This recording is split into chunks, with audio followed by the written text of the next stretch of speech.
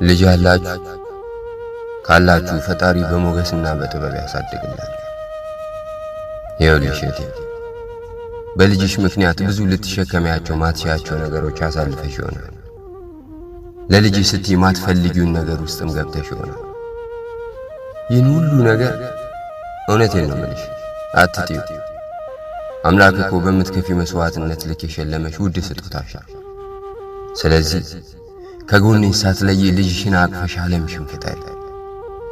እስቲ ዙሪያሽ ያሉትን ተመልከች።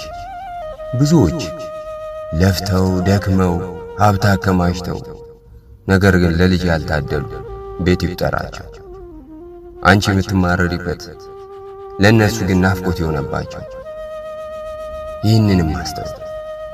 ስለዚህ ልጅሽን መኩሪያሽ አድርጊ።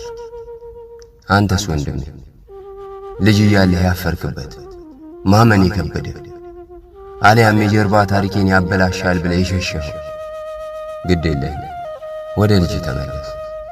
እቀፈው። መርዳት ባትችል ቢያንስ አባትነት